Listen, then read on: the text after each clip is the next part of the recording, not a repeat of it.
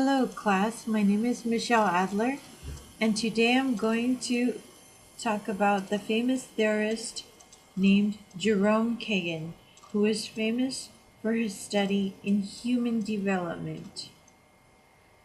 I'm going to start by talking about his background, history, his education, and so forth, and I'll get into the theory and everything else you need to know about Jerome Kagan.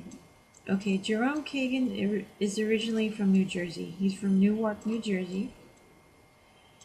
He grew up in Rahway, New Jersey. Okay, so that's where he was from, which was New Jersey. Now, according to his educational background, Jerome Kagan has a Bachelor's of Science from Rutgers University. He has a master's from Harvard University and from Yale University. That's where he has his PhD in psychology. Now, sometime after he graduated from Yale University, he got hired at Ohio State University, where he taught for a while. He later then got invited to become part of a project at Harvard University, which was for the first creation of the Human Development Program, which is very important to my presentation. Now, after that, after his human development, he still taught for a long time until he retired at Harvard University. So he's a famous American psychologist, and again, it is in human development. Another important aspect of Jerome Kagan is his theory in emotion. And then in his theory in emotion, he believes that it is part of a psychological phenomenon, which is in turn controlled by certain states of the brain, how the brain works. Now, the certain emotions are caused by a person's, for example, their biological makeup, the history, their personal history, and through the context which they are produced. Now, in order to understand this in great detail, I'd like you to refer to Temperamental Contributions to Social Behavior. And this is by Jerome Kagan, which is published in 1989 by the American Psychologist Journal.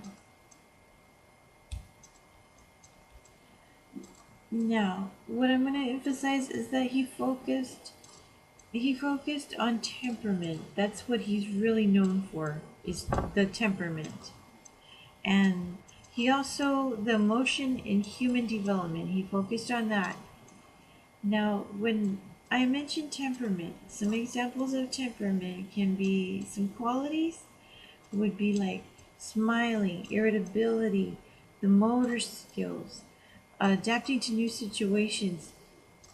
For example, two types of temperament would be inhibited and uninhibited, which I'm referring to what I read in a journal. Now, inhibited is where a person is shy, timid, and afraid of new situations, okay? Now, when it's uninhibited, they're bold, outgoing, and not afraid of new situations. They're very outgoing in behavior.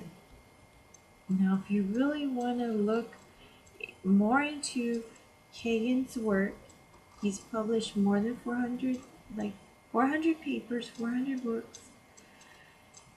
Some books you can read by Kagan: Personal Development in 1971. These are examples. Personality and Learning is another book in 1965. The Nature of a Child in 1982.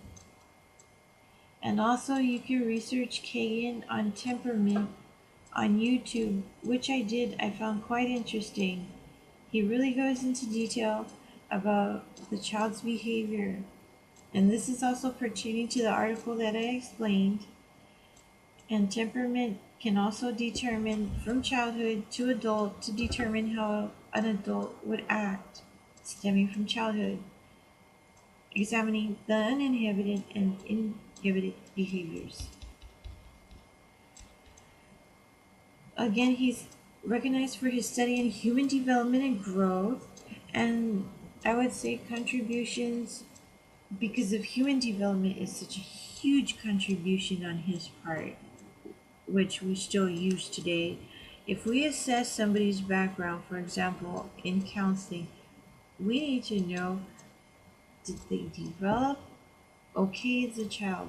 We need to know their personality traits, their temperaments. If somebody was abused, or do they have a phobia, we need to know their background.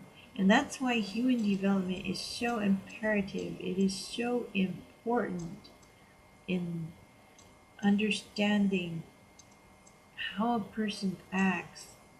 How do they react to certain stimuli? Certain things like this are quite crucial in the field of counseling. I feel it's so important that Kagan came up with the discovery of human development, which we still use today. We study it in psychology, the study of the mind, emotion, personality traits. Also, human development, we can need to assess them even for mental disorders. We need to know from childhood. Very important discovery he made, which we still use today.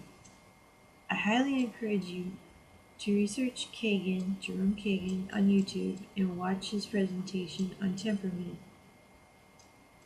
You can learn a lot from Jerome Kagan. He is highly intelligent, and I do recommend it because I did watch him myself and I was very impressed. I thank you all for watching my presentation today. Good luck in class and God bless all of you. Thanks.